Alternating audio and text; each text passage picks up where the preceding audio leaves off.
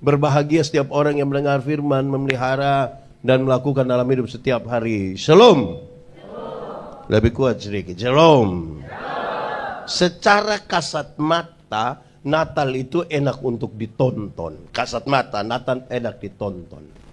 Paling tidak ada 2 peristiwa di sekitar kelahiran Yesus yang enak untuk ditonton. Satu, ada bintang berekor jalan malam-malam. Saudara kalau keluar dari sini ada bintang berekor jalan, ikut jalan begitu, saudara tidak suka lihat? Kan pasti suka lihat. Kalau saudara pegang handphone kan pasti story. Enak untuk dinonton. Peristiwa kedua ada dalam bacaan tadi. Ada malaikat-malaikat menyanyi. Malaikat itu bukan manusia, tapi kalau digambarkan seperti manusia, kalau dia perempuan pasti cantik. Kalau laki-laki pasti dorang menyanyi, jadi pasti suara bagus ke tidak? Bagus. Kalau dorang punya pakaian bagus ke tidak? Menyanyi di hutan. Jadi muka bagus-bagus, suara bagus-bagus, pakaian bagus-bagus, tapi menyanyi di hutan. Kita punya suara biasa-biasa, pakaian biasa-biasa, tapi mau menyanyi di... Tidaklah, tidak usah jawab begitu lah. Tapi kira-kira begini. Kalau saudara masuk hutan ada orang menyanyi, enak untuk ditonton atau tidak? Antara dua, enak atau lari. Tapi sudahlah, kita taruh yang dia enak dulu. Secara kasat mata Natal enak untuk ditonton. Tapi saya mau bilang pada saudara di awal, Natal bukan tontonan. Sama-sama, 1, 2, 3. Natal itu tuntunan. Natal itu apa? Jadi orang yang merayakan Natal bukan sekedar merayakan perayaan tontonan. Yang kelihatan bagus, yang baju bagus, yang hadiah bagus, semua. Bukan itu. Kalau hanya itu saudara-saudara, teman-teman yang bekerja sebagai event organizer lebih hebat membuat perayaan tontonan. Kita pasti terpukau dengan mereka. Natal itu tuntunan. Tuntunan apa? Tuntunan yang membawa kita berjumpa dengan Kristus bayi Natal. Kalau saudara merayakan Natal tapi tidak dituntun berjumpa dengan Kristus, saudara hanya merayakan perayaan tontonan.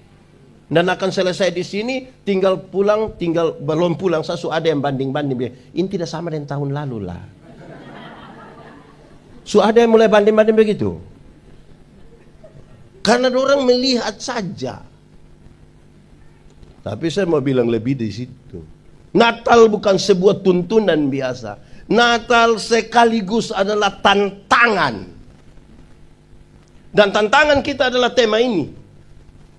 Sebuah kalimat ajakan kepada komunitas dan orang di luar komunitas untuk pergi ke Bethlehem. Tapi bukan jual tanah, jual rumah untuk pergi di Bethlehem di sana. Nanti sebentar kita belajar apa yang dimaksud dengan tantangan ini.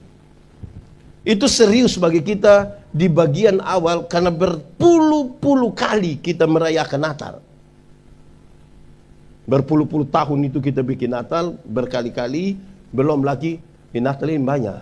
Di gereja Natal, di kelompok Natal, kawanua Natal, yang baru pulang kampung setelah dari mana Natal. Kantor-kantor Natal, kelompok senam saja Natal. Jadi semua Natal. Kita pusing ini dengan Natal tahu banyak ini. Tapi kalau Natal tidak menuntun kita berjumpa dengan itu. Nah, saudara-saudara, teks ini menolong kita untuk mensiasati lebih dalam. Pertama, saudara-saudara, tempatnya. Tempat itu dimulai dari sebuah padang belantara. Padang, hutan. Kenapa saudara-saudara? Kisah di padang itu tidak bisa dilepaskan dari kisah dalam Kejadian pasal 4. Kain dan Habel. Kisah tentang Kain dan Habel itu sederhana saja. Di padang itu tempat yang bagus, itu tempat di mana kakak adik mesti bersayang, mesti baku sayang, baku bagi, baku tolong. Justru di tempat itu, di padang itu, Kain tega sekali membunuh adiknya Habel. Oleh karena sebuah iri hati. Jadi nyanyian perdamaian dari sorga pertama-tama dinyanyikan di tempat-tempat di mana persaudaraan itu tidak aman. Nyanyian persaudaraan dari sorga, perdamaian dari sorga, pertama-tama dinyanyikan di tempat di mana konflik itu nyata. Di tempat di mana kita punya senyum itu penuh kepalsuan. Ini Natal gereja-gereja. Saya berusaha meyakini bahwa saudara-saudara punya senyum itu tulus. Saya berusaha meyakini. Kenapa saudara-saudara ingat bahwa tidak semua senyum tulus? Kita datang, kita bisa bilang, Shalom, doain, Shalom. Kita lewat baru separuh. Tapi di sini tulus-tulus semua. Kemuliaan bagi Allah di tempat yang maha tinggi. Damai sejahtera di bumi. Saya berkhotbah di banyak bank di Indonesia. Saya bilang ini ibu-ibu yang kerja di bank, ini cantik-cantik semua. Mau lihat jauh, lihat dia tetap orang cantik. Pakai pakaian bagus-bagus lagi.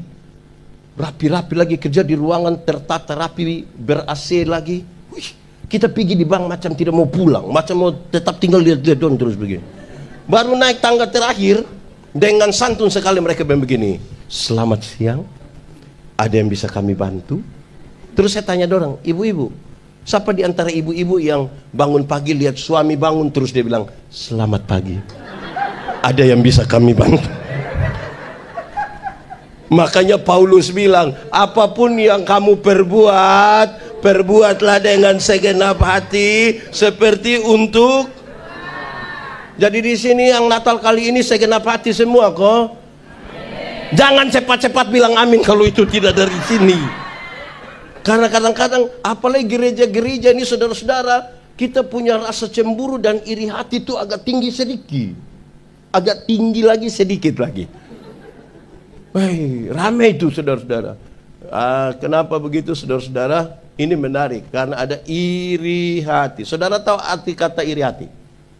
Iri hati ialah lebih baik saya rugi, asal Bapak rugi lebih banyak daripada saya untung, tapi Bapak untung lebih banyak. Itu iri hati. Maksudnya begini, ada dua orang berdoa kepada Tuhan. Ternyata Tuhan tahu orang dua itu tukang iri hati. Jadi Tuhan bilang, malaikat urus dorang. Malaikat datang bilang, kamu dua ini kan suka iri hati. Jadi Tuhan bilang hanya satu yang berdoa, yang satu tidak usah berdoa. Tapi yang berdoa itu dia minta apa, yang tidak berdoa akan dapat 2 kali lipat. Jadi kalau saya minta motor 1, Bapak dapat motor. Dari antara kamu dua siapa berani berdoa? Oh, dua-dua tidak berani. Woi, ini bahaya ini. Bahaya ini. Terus sudah kalau begitu karena harus berdoa, maka tarik semacam undian. Siapa yang berdoa? Sekarang pendeta Yandi yang berdoa. Saya pusing ini. Kalau saya minta kaya, kan nanti Bapak lebih kaya. Setelah hitung-hitung saya bilang, sudahlah Tuhan, kalau begitu kasih saya punya mata buta 1. Kalau saya buta 1, beliau buta berapa? Buta 1 rugi atau tidak? Buta 1 rugi atau tidak? Tidak rugi. Coba mari saya kasih buta saudara.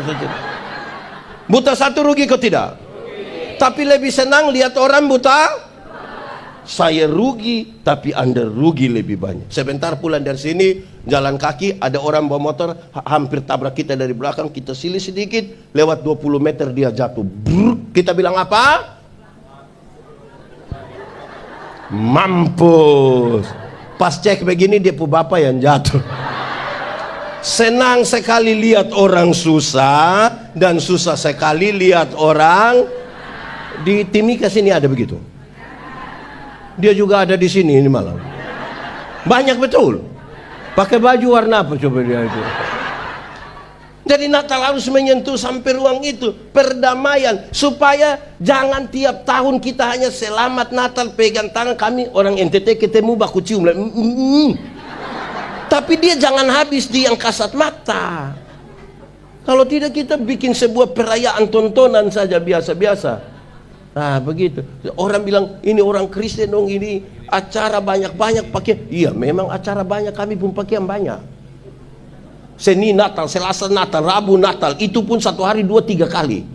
Mau pakai itu baju saja orang bilang Bapak ada beli satu lusin, jadi memang banyak ini. Lah, kalau tidak menyentuh sampai ruang pemulihan persaudaraan, saya kira kita ada masalah sedikit di situ.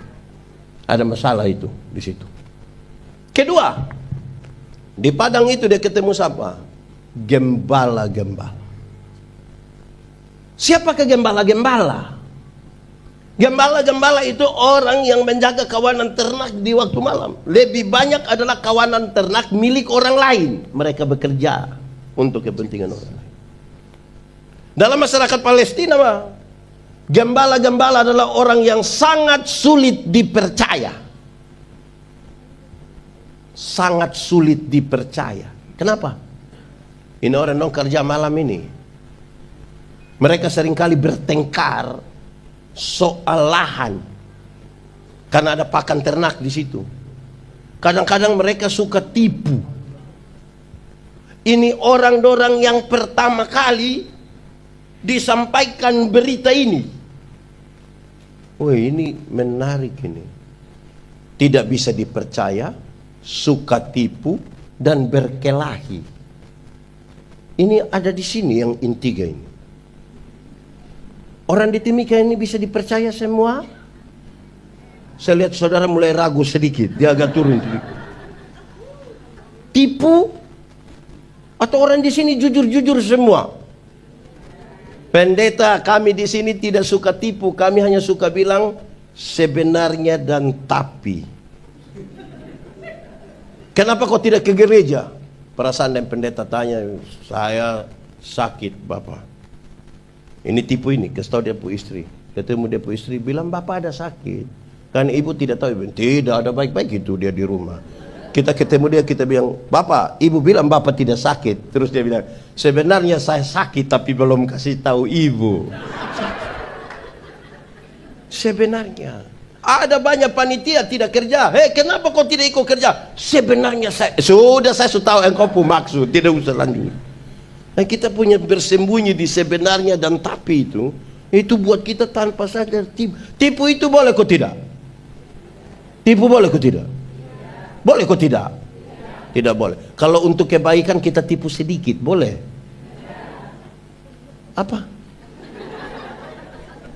Kalau untuk kebaikan tipu sedikit, boleh kok tidak? Tidak boleh, tidak ada tipu untuk kebaikan. Tipu itu tipu. Tipu itu. Bagaimana mau berita ajak orang ke Bethlehem tapi tukang tipu. Wih, ngeri itu. Bahaya itu. Ketiga, bertengkar, berkelahi soal lahan untuk pakan ternak. Di sini ada yang suka bertengkar, berkelahi? Tidak ada. Oh, mantap. Jadi itu pertanyaan yang menolong kita berefleksi tentang lingkungan di mana orang merayakan Natal. Kenapa? Karena 3 pertanyaan itu akan mengantar kita untuk mendefinisikan orang yang akan mengajak orang ke Bethlehem itu bisa dipercaya atau tidak. Karena kita mau pergi sampaikan satu kabar baik ini, kita layak dipercaya atau tidak.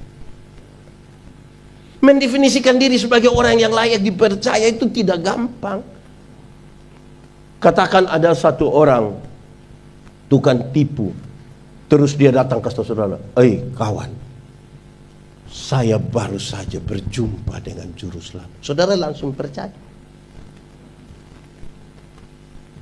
Langsung percaya.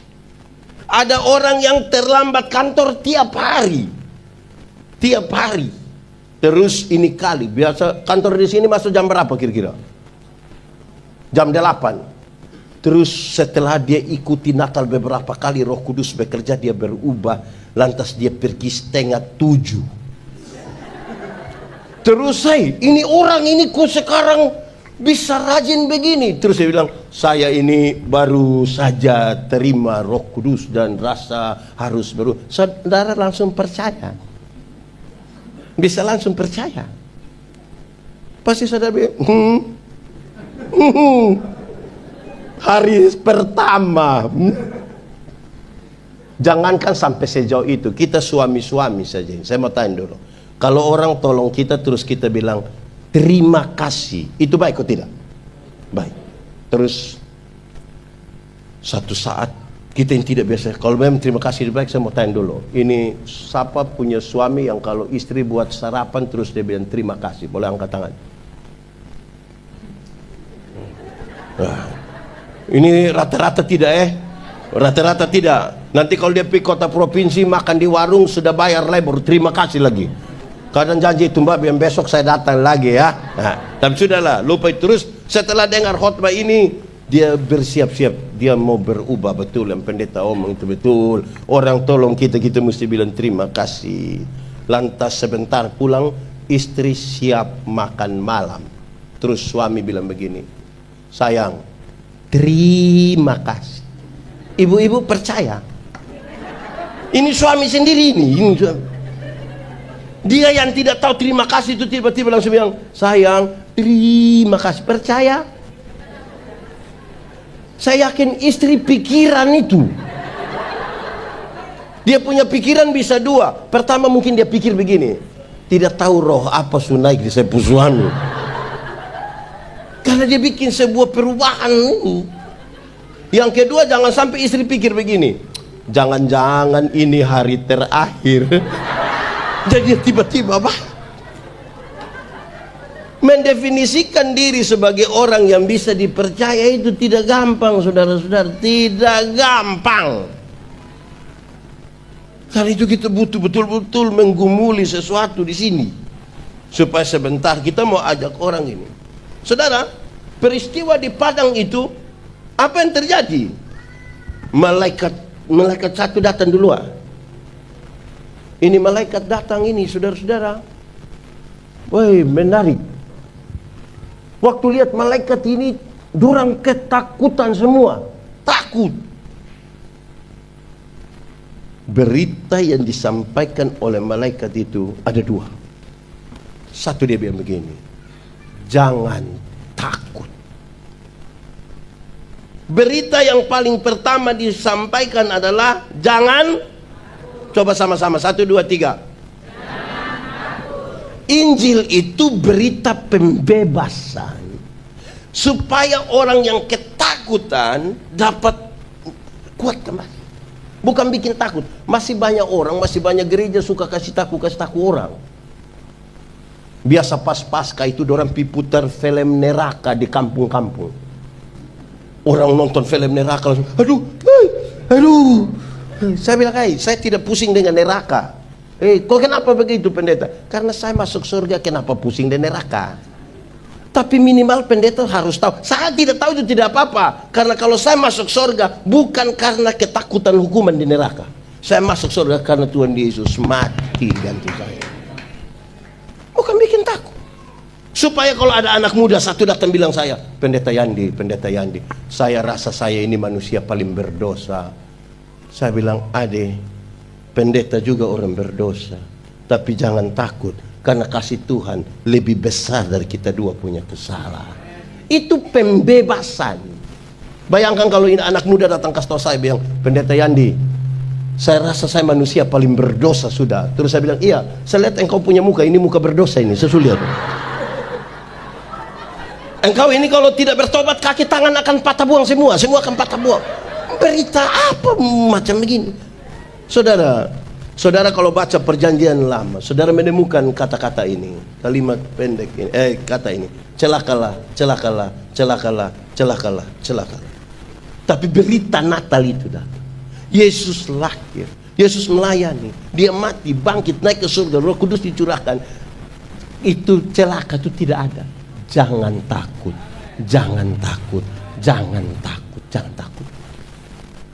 Kita ini masih suka bikin kasih-takut orang ini.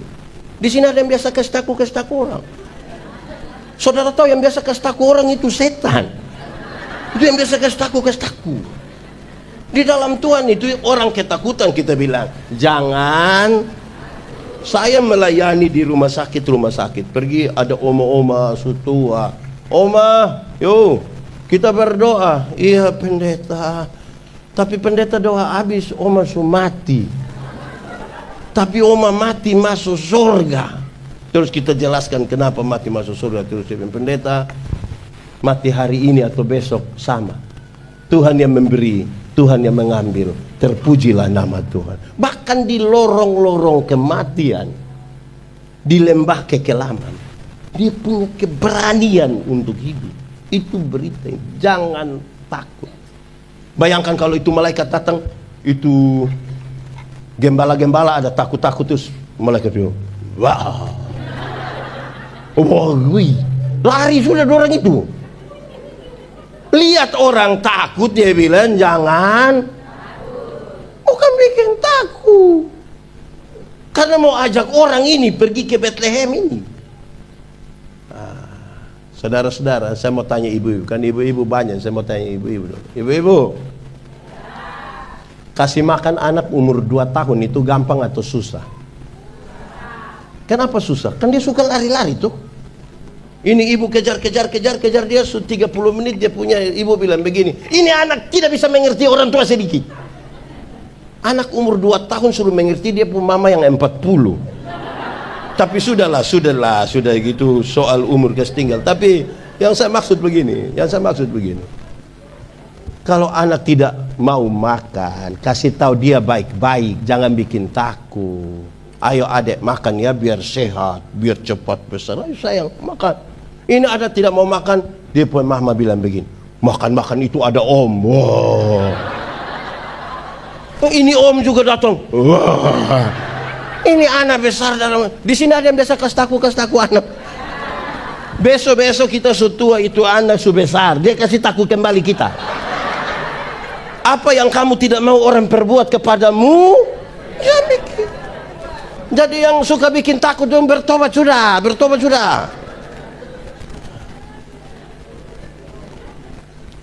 Malam-malam kalau itu anak yang umur 2 tahun itu dia belum bisa tidur. Jangan kasih takut dia. Omong baik-baik. Adek, ayo bobo sayang. Bobo biar bangun besok itu lebih segar. Ayo bobo sudah sayang. Adek belum bobo, nanti papa mama bobo duluan. Nah bobo sudah. Ini anak tidak mau tidur, dia papa mama sepakat kasih mati lampu. Setelah lampu mati, dia pun bapak keluar dari pintu belakang menuju jendela kamar. Dengan yakin sekali dia punya bapak garu jendela. Dia pun mama sengaja kaget. Om ada subobo. Ini keluarga tipu-tipu.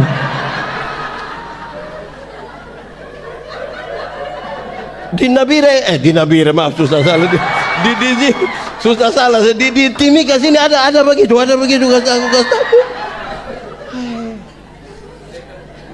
Jadi mendefinisikan ini berita Injil yang kita mau bawa, karena ujungnya kita bilang dari itu semua marilah kita pergi ke Bethlehem. Beritanya harus benar, menyampaikannya juga benar, dan buat orang yang ketakutan menjadi kuat untuk maju. Itu berita pertama. Berita kedua dia bilang, hari ini telah lahir bagimu juru selamat. Hari ini. Itu sebuah berita yang menarik sekali untuk ditelusuri.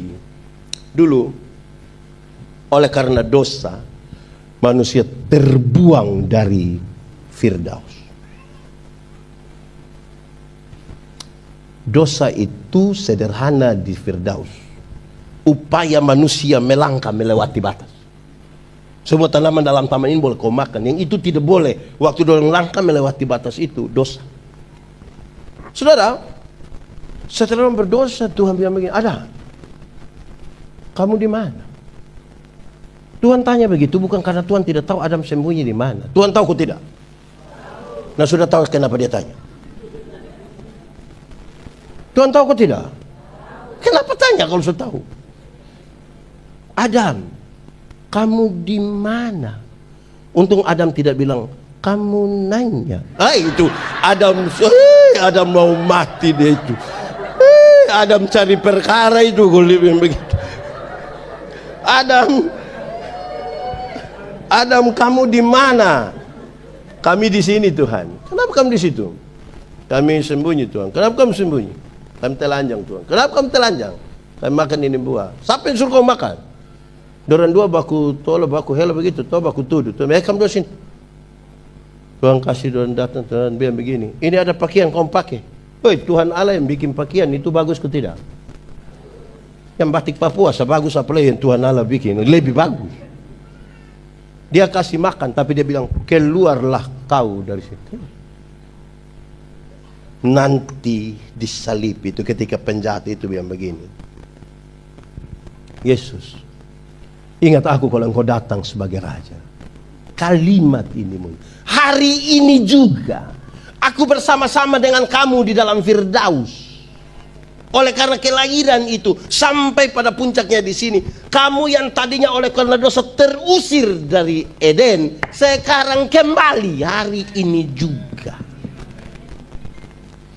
Tinggal di luar Firdaus tetap ada makanan, di luar Firdaus tetap ada pakaian, tapi tinggal di luar Firdaus, tinggal di luar dari inti kehidupan. Inti kehidupan bukan pada pakaian, bukan pada makanan, tapi tinggal bersama dengan Juru Selamat. Untuk apa badan bagus-bagus, pakaian ketat-ketat, hidup kaya raya, mati masuk neraka. Kurus-kurus, susah-susah, sedih-sedih, mati masuk surga. Mana yang baik? Begini-begini mati masuk neraka, susah-susah mati masuk surga. Mana yang baik? Mana yang baik? Dua-dua tidak baik. Yang baik itu badan bagus-bagus, pakaian ketat-ketat, hidup kaya raya, mati masuk surga. Tapi kita ini Tuhan baru kasih kepercayaan kecil saja sudah langsung lupa Tuhan. Dulu belum ada kios berdoa keliling semua gereja yang ada tercatat di persekutuan gereja-gereja di sini.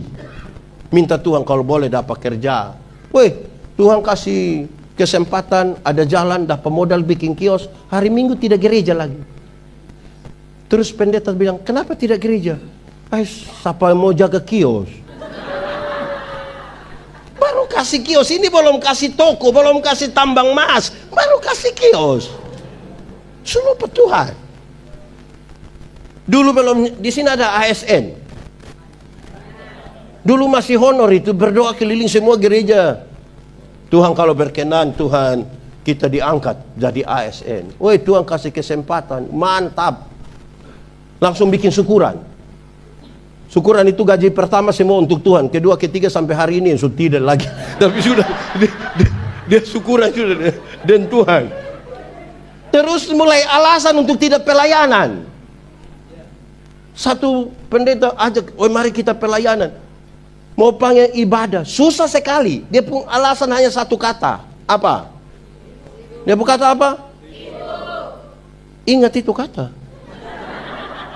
Orang sekarang itu kalau sibuk itu macam dia pun diri terlalu berarti. Jadi dia ekspresif sekali. Bapak ikut ibadah tidak bisa. Kenapa? Saya sibuk. Jadi omong sibuk itu macam dia pun derajat tinggi sekali. Memang repot. Di Timika ada begitu. Ada betul. Siapa punya suami? Coba angkat tangan saya.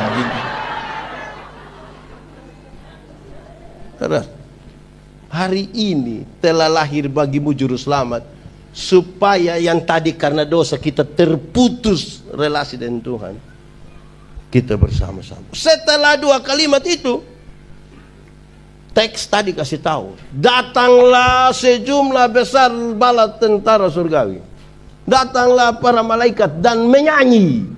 Dorang punya isi pujian itu menarik sekali. Kemuliaan bagi Allah di tempat, damai sejahtera di Allah dimuliakan, bumi penuh dengan damai sejahtera. Nah, ini catatan yang menarik ini. Allah dimuliakan, bumi penuh dengan damai sejahtera. Saudara tahu bahwa kadang-kadang upaya untuk merampas kemuliaan Allah itu terlalu tinggi. Kadang-kadang kita mesti jujur. Saya pendeta ini, saya kadang-kadang tergoda merampas kemuliaan Allah. Dulu orang belum kenal ini, kita rasa kita hamba yang setia. Mulai orang mulai kenal ini, itu hamba mulai turun sedikit, Tuhan semakin tinggi. Yang kita tergoda merampas kemuliaan Allah. Woi, pendeta sekarang sudah jadi pendeta besar. Tidak ada pendeta besar. Pendeta badan besar banyak, tapi pendeta besar tidak ada. Karena yang besar itu siapa? Tuhan yang besar. Jangan rampas itu kemuliaan Allah. Sebertalenta apapun kita, sehebat apapun kita, kemuliaan hanya satu. Kemuliaan hanya satu. Itu penting bagi persekutuan gereja-gereja. Kenapa? Kenapa itu penting bagi persekutuan gereja-gereja? Karena kadang-kadang gereja-gereja sibuk di luar kemuliaan. Sibuk di luar kemuliaan Allah, di luar kemuliaan salib. Di salib Kristus itu kita dimuliakan, Allah dimuliakan di dalam Kristus itu, yang kita dimuliakan supaya relasi kita menjadi aman bersama dengan Allah. Salib itu. Tapi saudara tahu hari ini satu pendeta bisa menghujat pendeta yang lain. Satu gereja bisa menghakimi gereja yang lain. Kenapa itu terjadi? Karena kita lagi bertengkar di luar kemuliaan salib. Itu. Ada satu lagu dulu, ini lagu tua. Orang-orang tua dulu ajar kita ini lagu, tapi saya suka lagu ini demi persekutuan gereja-gereja.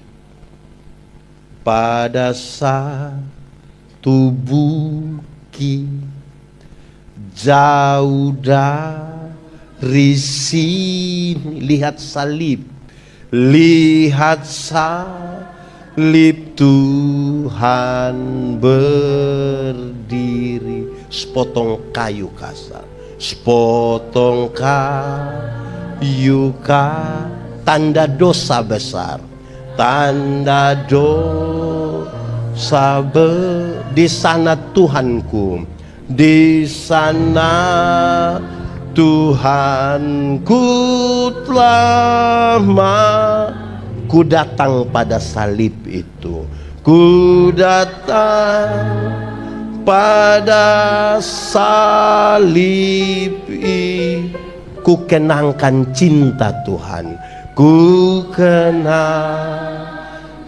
cinta Tuhan, ya ku jatuh pada kakinya, ya ku jatuh pada kaki, sana ku dapat ampun dosa, sana ku dapat ampun dosa. Hanya orang sombong yang tidak akan melihat pada kemuliaan salib. Orang tanya saya, pendeta, kenapa ada orang sombong? Karena dia tidak lihat ke atas, dia lihat ke kiri, ke kanan. Kalau dilihat ke atas, dilihat Tuhan, siapakah yang berani bermegah di hadapan Tuhan? Tapi kalau dia lihat kiri kanan, kan tetangga hanya ada motor, kita sudah ada oto. Jemaat di sebelah hanya 10, kita pun 20. Datang kepada salib Kristus, kita rasa kita tidak ada arti. Kalau hari ini saudara bertanya, Yesus, seperti apakah engkau mengasihi aku? Dia tidak jawab. Yesus, seperti apakah engkau mengasihi aku? Dia tidak jawab. Tapi dia merentangkan tangannya di salib dan mati bagi saya dan saudara. Seperti itulah dia mengasihi kita. Ini kemuliaan bagi Allah ini. Saudara tahu gereja-gereja banyak, NTT, Kupang, 50 tahun yang lalu, Gemit, gereja Masih Injil di Timur, satu-satunya pilihan beribadah di kota itu. Hari ini lebih dari 50 sinode ada. Hasil pengabaran Injil di bawah 1%. Selebihnya pindah-pindah gereja. Pindah dari sini masuk di situ, pindah dari situ masuk di sini, tersinggung di situ dia buka 2 di situ. Ini serius ini. Saya kira itu lagu yang baik, pernyataan yang baik yang dinyanyikan oleh para malaikat, kemuliaan bagi Allah. Dan sekarang damai sejahtera di bumi. Itu kata damai sejahtera itu artinya begini. Damai sejahtera ialah segala sesuatu yang mendatangkan kebaikan bagi umat manusia. Itu namanya damai sejahtera. Segala sesuatu yang mendatangkan kebaikan bagi umat manusia, itu namanya damai sejahtera. Nah, yang mendatangkan kebaikan tidak semuanya enak. Untuk penebusan kita, Yesus harus mati bagi kita. Saudara pernah sakit gigi? Sakit gigi itu ngeri. Itu orang yang menyanyi bilang lebih baik sakit hati daripada lebih baik sakit gigi daripada sakit hati. Itu karena dia belum pernah rasa. Wih, sakit gigi terlalu mengerikan. Wih, malam kita tidak bisa tidur, kepala di bawah, kaki di atas, putar sana, putar sini, tidak bisa tidur. Tetangga putar tap di sana, kita tersinggung di sini.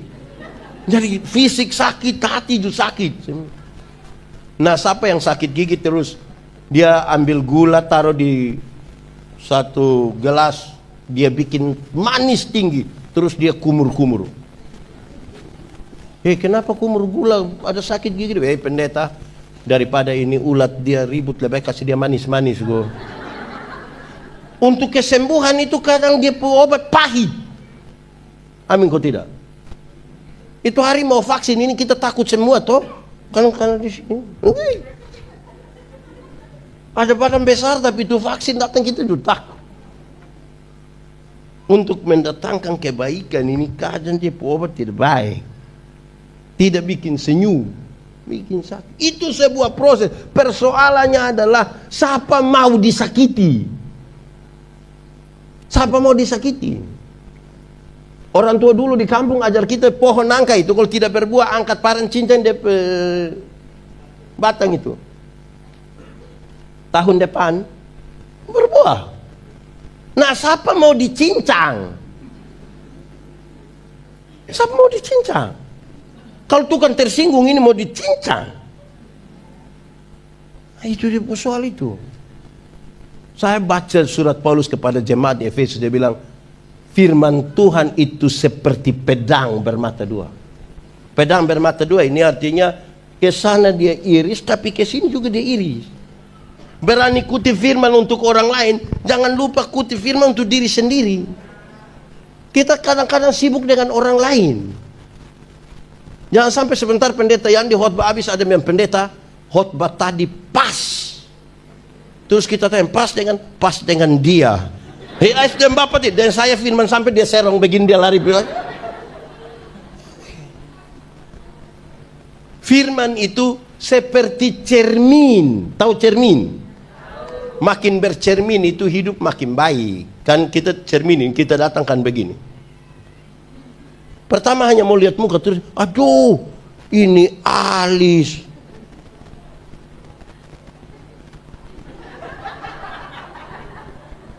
Makin bercermin hidup makin rapi toh.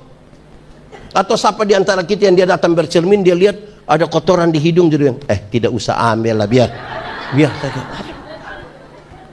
Justru bercermin supaya lihat yang tidak baik di mana, nah kita selesaikan toh. Setelah itu pujian, malaikat itu kembali ke surga. Maka kalimat ini muncul. Setelah mengalami tadi toh, ada kaitan dengan janji dulu, pemberontakan dulu, semua dalam ketakutan itu, berita supaya kamu jangan takut itu habis, sudah ada di situ. Sekarang giliran dorang, sudah apa berita itu? Supaya sebentar pertanyaannya, kita merayakan Natal, pakai orang NTT yang suku Alor dong bilang begini, kamu sudah rayakan Natal jadi? Supaya kok doa-doa jadi. Nah, jadi itu yang kita isi sudah. Ini malaikat dong sudah nyanyi habis, jadi. Ya itu kata jadi itu yang kita mau isi ini. Maka dorang bilang, marilah kita pergi ke Bethlehem. Kalimat ajakan yang serius. Kenapa serius? Kasih tinggal pekerjaan. Mereka kasih makan hidupnya, keluarganya lewat bekerja sebagai gembala. Kasih tinggal itu pekerjaan untuk kita pergi mengkonfirmasi di Bethlehem. Itu serius itu. Meninggalkan pekerjaan untuk pergi mengkonfirmasi berita ini. Entah cara meninggalkan, mereka bagi tugas atau apa, silakan, itu sistem. Tapi sekarang ada sesuatu yang bagi mereka ini penting dalam hidup mereka. Saudara tahu, puluhan tahun lalu perusahaan-perusahaan besar itu suka cari orang-orang pintar. Beberapa dekade kemudian mereka evaluasi, ternyata pintar saja tidak cukup. Orang mesti punya emosi yang baik. Satu tindakan yang emosional merusak seluruh kepintaran. Setelah satu dekade mereka evaluasi lagi, ternyata ini dan ini bagus, tidak cukup. Mesti tambah satu. Spiritualitas yang kuat. Spiritualitas itu gerakan dari dalam ke luar, bukan dari luar ke dalam. Yang di dalam itu apa? Yang di dalam itu teologi. Apa yang kita yakini, apa yang kita imani. Dan sesuatu yang kita yakini, kita imani benar, itu tidak butuh persetujuan. Tidak butuh persetujuan. Saya yakini ini secara iman ini benar, Anda setuju, tidak setuju, itu bukan. Yang di dalam itu teologi. Yang keluar itu apa? Etika. Perjumpaan antara teologi dan etika melahirkan sebuah spiritualitas. Sampah. Ada sampah. Orang spiritualitas bagus, dia tahu itu kotor, dia tinggal pungut saja sampah dia. Tapi kalau spiritualitasnya tidak bagus, berarti gerakannya dari luar ke dalam. Ada sampah begitu, dia kasih tahu, dia buat teman bilang, "Bapak, pas saya mau ambil begini, Bapak foto." Foto habis dia upload, baru tulis bilang, "Kebersihan adalah bagian dari iman." Pencitraan. Jadi ini yang menjadi penting. Spirit yang mereka dapat itu sekarang menggerakkan orang. Mari kita pergi ke Bethlehem. Mari kita pergi ke Bethlehem. Sekarang dong pergi mengkonfirmasi. Nggak, saya urut dia satu-satu ya. Konfirmasi, betulkah? Yang tadi berita itu kita mau lihat dulu yang betul kok tidak. Ini kaitan dengan janji Tuhan. Saudara pernah membaca Alkitab dan saudara menemukan banyak sekali janji Tuhan di dalamnya. Saudara meyakini itu dan mengkonfirmasi atau tidak? Itu pertanyaannya. Saya pakai contoh yang paling gampang. Contoh yang paling gampang adalah, saya pakai dua contoh untuk konfirmasi. Satu, berilah 1/10 dari hasil pertama mungkin kira. Ujilah aku, lihatlah bejana pemerahanmu akan berlimpah-limpah dan buah anggur. Betul itu janji Tuhan? Amin.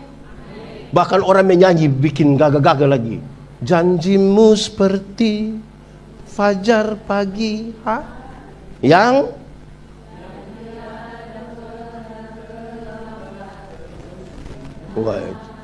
janjimu seperti fajar, tidak pernah lambat bersinar, seperti sungai yang mengalir. Mantap, amin. Terus itu ayat yang tadi bilang, berilah 1/10. Saudara percaya pada janji itu? Mantap. Sekarang kita uji. Kan harus konfirmasi toh. 10.000 per puluhan berapa? Pasti kasih kan? Kan hanya 1.000. 1.000. Janji Tuhan ini dia kasih naik 100.000 per puluhan. Masih kasih? Kasih hanya 10.000 kacang-kacang itu. Tuhan kasih naik 1 juta per puluhan. Masih kasih? Kasih kok hanya 1 lembar, bila perlu dia pegang di ujung. Pakai batok lagi. Terus Tuhan kasih naik 10 juta per puluhan.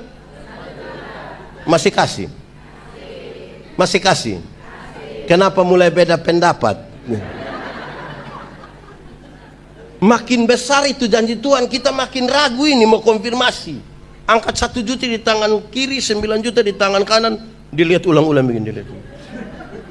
Lihat 2-3 kali terus saya begini, Tuhan juga mengerti.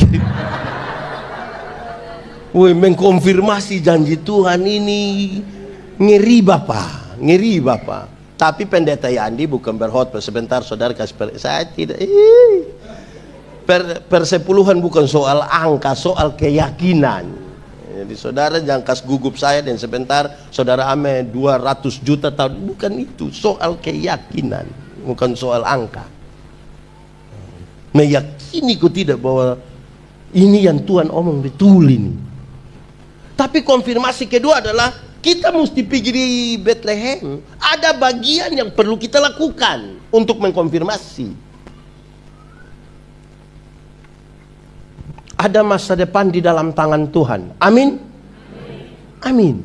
Tuhan menyiapkan masa depan bagi anak-anakmu. Amin. Koma. Tapi bukan Tuhan yang antar itu anak pergi sekolah.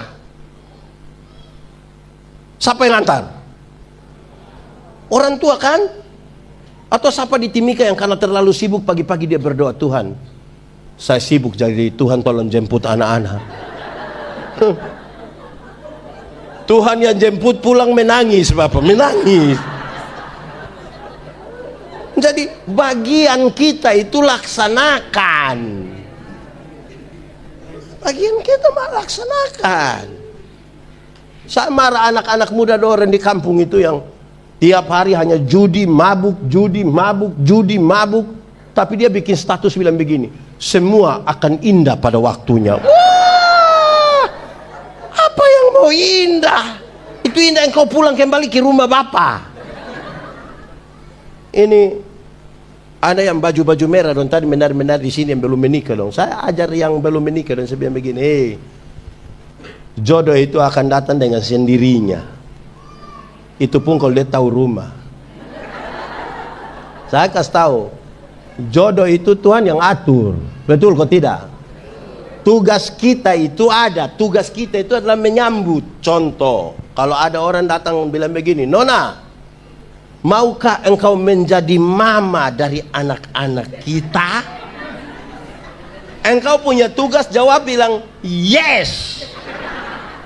Jangan itu orang datang bilang, Nona, maukah engkau menjadi mama buat kita 20 anak-anak? Terus dia bilang, minta maaf, semua Tuhan sudah atur.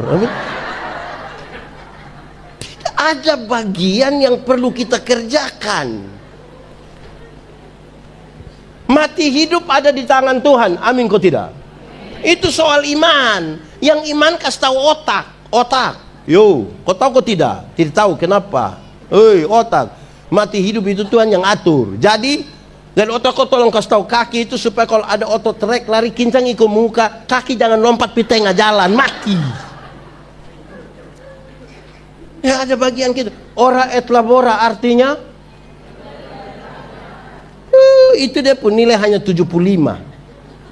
Ora et labora berdoa dan 75. Mau yang 100? Yang 100 itu ora et labora artinya berdoa dan bekerja keras.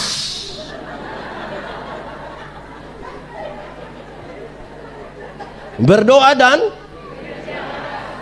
jangan balik doanya yang keras-keras sampai kehabisan tenaga, kerja lemah-lemah, mau sukses bagaimana? Ya, saudara, itu bagian pertama. Marilah kita pergi mengkonfirmasi ini. Tapi bagian yang kedua ini menarik. Pergi kemana? Bethlehem. Bethlehem menurut arti katanya rumah roti, rumah makan. Jadi mau ajak orang pergi ke rumah makan. Oh, ini mengerikan ini. Mengerikan. Saya kasih contoh. Soal makan, saya kasih contoh. Saya pendeta jemaat. Saya kadang-kadang heran. Ada ibadah syukur di situ. Waktu ibadah orang sedikit. Pas makan banyak kok sedikit. Dorang datang dari hati-hati, ini ajakan ini bahaya ini. Marilah pergi ke rumah makan. Bahaya. Ada yang rumah di samping tempat syukuran sudah pakai baju bagus-bagus, Istri bilang, "Papa, mari kita pergi." Terus dia pun suami bilang begini, "Masih ibadah." Jadi itu bilang mau pergi apa? Itu mau pergi apa itu? Ini juga bahaya ini. Ini bahaya ini. Kita semua ini akan mati dengan kesan. Akan mati dengan kesan. Itu berkaitan dengan ini. Pendeta Yandi kalau mati nanti orang bilang, "Aduh, itu pendeta, dia orang timur, kepala botak itu dia. Aduh, kasihan dia sudah mati." Ada orang yang terlalu cerewet, dia mati.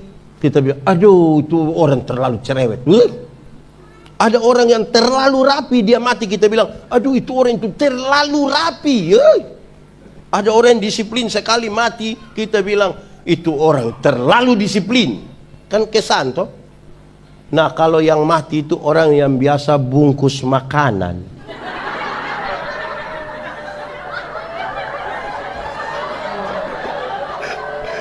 Pendeta tanya, "Siapa yang mati?" "Itu pendeta." "Yang mana?" "Itu pendeta pasti tahu." "Yang mana?" "Yang biasa membungkus." Aduh, kita pusing nanti. Aduh, ini kita mau ajak orang ini. Tapi di sini juga ada yang biasa.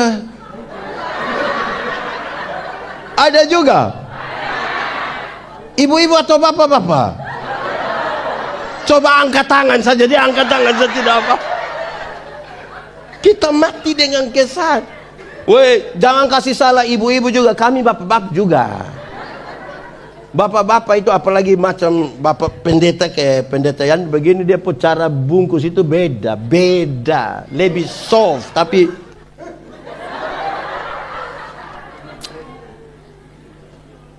pendeta Yandi punya anak bungsu nama Jonathan, umur 8 tahun. Kalau pendeta ada suka ini daging, pendeta hanya berdiri di meja situ, ada tuan dan nyonya, "Pendeta, mari silakan pendeta."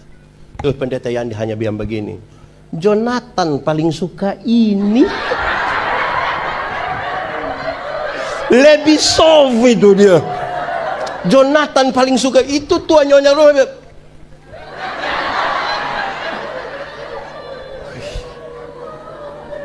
Woi, hati-hati yang baku ajak itu. Hati-hati. Saya punya video satu, sejumlah pendeta tidak suka. Orang bilang, "Yandi, kau bikin video." Kalau kau tidak suka bikin video sendiri toh. Ini kan saya punya. Kau tidak suka bikin sendiri. Ini pas saudara pernah dengar ini video kan, dia sedikit luas beredar. Waktu saya bilang begini, ada pendeta pergi di tempat acara toh, pesta begini. Ada oma-oma setua, tidak kaya juga dia. Ini oma bilang begini, "Pendeta, tanggal 14 bisa pimpin ibadah di rumah?" Terus pendeta bilang, "Aduh, saya sibuk. Nanti penatua saja yang pergi ya." Iya, pendeta, tidak apa-apa. "Tidak apa-apa toh kalau penatua yang pergi toh?" "Ya, tidak apa-apa pendeta, tidak apa-apa." Orang ambil makanan, duduk kembali, basa-basi pendeta tanya, bilang, "Oma, mau bikin acara apa? Mau ibadah di rumah, acara apa?" Terus oma bilang begini, "Tidak pendeta, saya punya anak yang pertama itu baru saja dilantik jadi komisaris bank. Jadi dia ada mau titip berkat sedikit." Pendeta bilang, "Sabar dulu, tanggal berapa dulu? Tanggal berapa?" "Tanggal berapa?" Terus oma bilang, "Tanggal 14. Duh, pendeta bilang, "Tadi saya kira tanggal 4. Kalau tanggal 4 saya sibuk, tapi 14 boleh. Itu saya, ini bahaya ini. Ini bahaya ini. Untung baik di Timika ini. Saya hanya omong bilang di Timika, tidak usah sambung." Nah, saudara, ini ajakan serius. Kadang-kadang kita ajak orang salah. Tuhan datang ke dunia bukan untuk bikin orang sakit jadi sembuh, walaupun bisa dia buat. Jangan cari Tuhan hanya untuk sembuh. Karena Tuhan datang ke dunia bukan untuk bikin orang sakit jadi sembuh. Walaupun bisa dia buat, itu bukan tujuannya. Ingat, ada banyak orang tidak kenal Tuhan malah lebih sehat dari kita. Yang biasa minum sopi itu, kalau di sini apa? Sudah jangan terlalu tinggi lah, sopi, cap tikus, apalah begitu.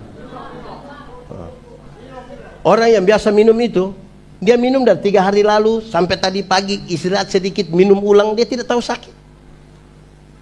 Kita yang mengaku kenal Tuhan ini duduk dekat AC pulang pilek Bapak. Jadi kalau ukur Tuhan hanya lewat kesehatan, kita salah kenal Tuhan. Jangan ukur Tuhan hanya lewat kekayaan. Jangan cari Tuhan hanya untuk kaya.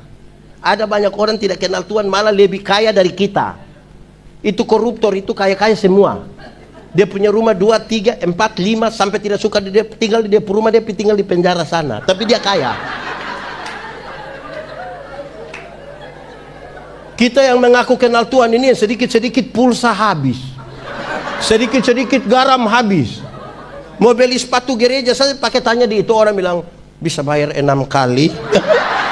Aduh.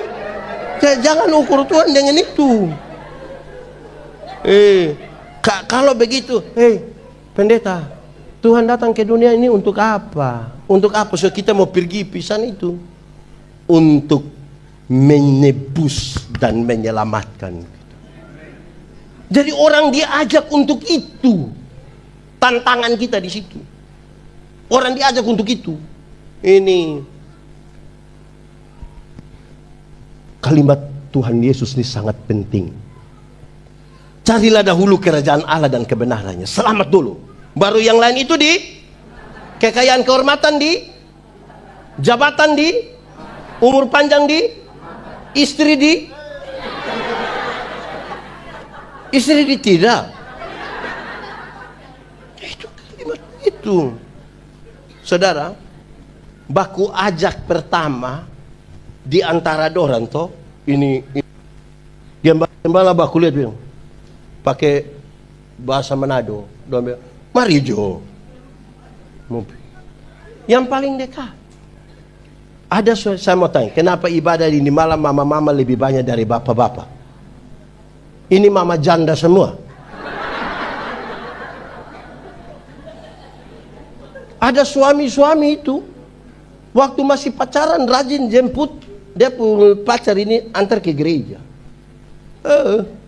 Sumenikah, dia tidak pergi, kasih istri sendiri.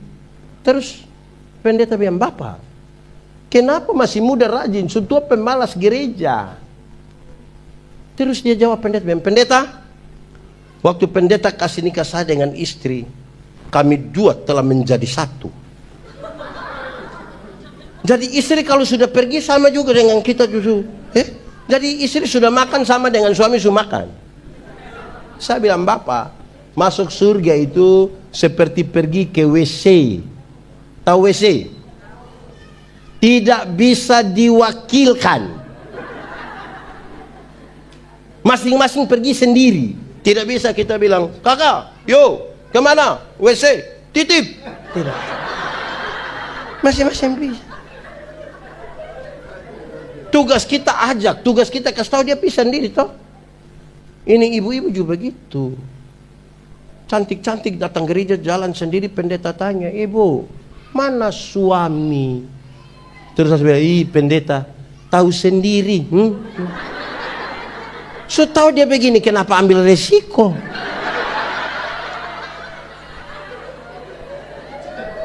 Ini baku ajak di antara kita ini. Ada 2 kakak, dorang tinggal jauh dari gereja. Tahu dari gereja. Dekat hutan. Satu punya anak perempuan, satu punya anak laki-laki. Yang punya anak perempuan ini datang ke studi, yang laki-laki kecil yang, kakak, hari-hari minggu begitu tolong jemput kopo adik ini antar pi sekolah minggu. Wah, yang laki-laki datang jemput yang perempuan antar sekolah minggu. Tapi sampai sekolah minggu, yang perempuan masuk ikut sekolah minggu, yang laki-laki main kelereng di luar, dia tunggu. Pulang orang pulang sama-sama. Jadi remaja ikut pengajaran katekisasi di gereja, yang laki-laki jemput, bawa ke gereja. Yang nona ikut katekisasi, yang laki-laki duduk merokok-merokok di luar, tunggu. Pulang-pulang sama-sama. Rupanya orang dua ini berjodoh. Setelah menikah, yang perempuan terpilih jadi pekerja gereja. Di gereja kami kenal penatua, diaken, pengajar. Woi, mau pimpin ibadah dimanapun, hujan, badai, taufan, dia tetap antar. Tapi sampai sana, istri masuk pimpin ibadah, dia pun suami main kartu di luar, tunggu. Pulang-pulang sama-sama. Satu saat orang dua mati sama-sama. Dalam perjalanan menuju pintu surga, Simon Petrus sudah tunggu begini. Pas ini ibu datang, Simon Petrus bilang, "Shalom ibu, mari silakan masuk." Lihat dia punya istri masuk. Ini Pak, cepat-cepat mau. Ini Pak mau masuk, Simon Petrus bilang, "Bapak sabar dulu, Bapak sabar dulu." Kenapa? Bapak sabar sedikit. Simon Petrus, yang masuk itu sapu istri, lu tidak tahu? Saya tahu Bapak. Nah kenapa tahan saya? Bapak, memang yang masuk itu Bapak pu istri. Tapi dari itu hari kan Bapak hanya antar-antar saja kan? Jadi mohon maaf, ini hari Bapak hanya antar saja. Bapak punya tempat di sebelah yang ada menyala-menyala itu. Ibu-ibu, tadi ada yang suami hanya antar. Terus ada kasih tahu yang kalau habis WA kok dia jemput ada. Pulang kasih tahu dia bilang ada salam dari Simon Petrus. Kita tahu. Mau baku ajak dia di Bethlehem ini. Tolong datang. Kita ini jangan mau cari yang enak-enak saja. Kan untuk mendatangkan damai sejahtera. Ini saya kasih habis sudah teh. Kita mau makan mungkin. Tidak, diam ini jemaah doang ini. Satu waktu, ini cerita lama, saudara tahu saya hanya cerita ulang untuk kita lihat.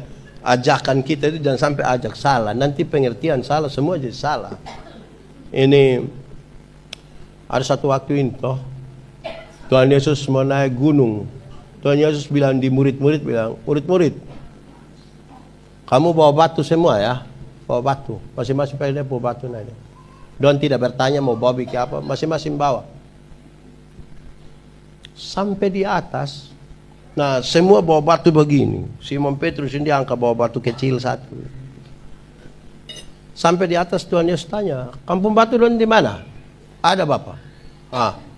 Mana coba? Dong kasih keluar begini. Tuhan Yesus bilang, itu batu itu akan saya rubah menjadi roti dan masing-masing akan makan dia punya. Semua pun begini, hanya Simon Petrus puyeng. Waktu mau turun Tuhan Yesus bilang, jangan lupa bawa batu. Semua bawa tetap begini. Simon Petrus pun turun sampai bawah. Simon Petrus tunggu ini, kapan Tuhan Yesus mau omong ini? Wih, agak lama belum. Terus tiba-tiba Tuhan Yesus bilang, semua bawa batu. Bawa Bapak. Simon Petrus suara paling tinggi, bawa. Mana itu? Semua pun begini. Simon Petrus. Dia pikir Tuhan Yesus mau rubah. Ternyata Tuhan Yesus bilang, nah, sebesar itulah dosa-dosamu. Karena bawa berdasarkan keinginan. Sudah bukan lagi murni yang Tuhan pun mau.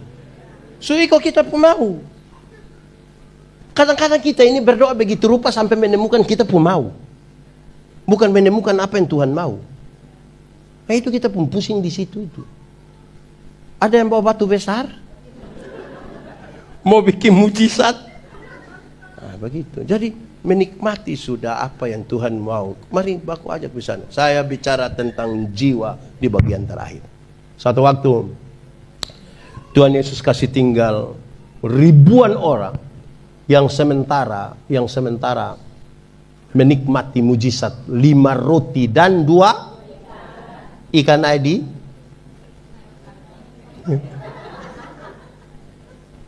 Ribuan orang makan. Masih lebih berapa bakul?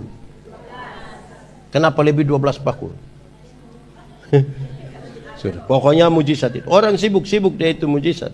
Tuhan kasih tengah. Tuhan pergi ke Gerasa. Di Gerasa dia hanya berjumpa dengan satu orang yang kerasukan legion. Kerasukan legion berarti itu orang kerasukan roh jahat. Kira-kira 6.000 roh jahat.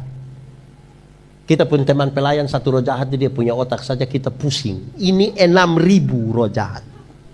Ini orang terlalu jahat ini. Bagi orang lain dia jahat, bahkan bagi diri sendiri dia sangat jahat. Memukul-mukuli dirinya dengan baik. Bagi beberapa orang, manusia macam begini, lebih baik mati. Tapi Tuhan Yesus tidak. Tuhan Yesus pergi. Pas Tuhan Yesus mau turun dari perahu, roh jahat ini begini, Yesus anak Allah yang hidup. Apa urusanmu dengan kami? Rupa-rupanya roh jahat juga kenal nama Yesus. Jadi orang Kristen kalau hanya sekedar kenal nama Yesus, dia belum lebih hebat dari roh jahat. Dan roh jahat juga. Injil Markus mencatat, di daerah itu ada orang penjaga babi. Orang menjaga babi kira-kira 2.000 ekor. Orang meminta untuk masuk ke babi-babi itu. Dan Tuhan Yesus biarkan. Masuklah ke babi-babi itu dan ribuan babi ini terjun mati di dalam. Orang-orang kehilangan pekerjaan dan meninggalkan, mereka pergi ke kampung kasih tahu orang datang usir Yesus dari tempat itu. Pertanyaannya, apakah Tuhan tega membuat orang kehilangan pekerjaan? Jawabannya tidak, bahkan tidak sama sekali. Lalu kenapa Tuhan biarkan ada 2.000 ekor babi mati dan orang kehilangan pekerjaan? Jawabannya adalah, dalam struktur budaya Yahudi babi itu haram. Orang Yahudi tidak makan daging babi. Tapi yang haram orang bisa pelihara 2.000 ekor. Sementara ada satu jiwa hampir binasa, mereka biarkan. Itu yang Yesus marah. Alangkah lebih baiknya ada 2.000 ekor babi mati daripada ada satu jiwa binasa. Sekarang coba hitung, kalau babi satu ekor 4 juta. Kali 2.000. Jawab, bukan lihat saya. 4 juta kali 2.000. 8 miliar harga satu jiwa. Di antara para murid itu, para gembala. Gereja mana pernah alokasikan 8M untuk pekabaran Injil?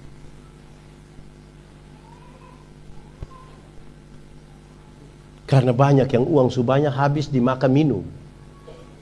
Pesta Bapak. Pesta. Jadi hati-hati ajakan ke Bethlehem. Orang bisa dapat lihat daging. Lebih daripada jiwa-jiwa yang hampir binasa. Marilah kita sama-sama merayakan Natal. Merayakan Natal itu input. Cas. Dibutuhkan output. Makanya saya bilang, sudah rayakan Natal jadi. Itu jadi, itu yang kita mau isi sekarang. Tuhan memberkati kita.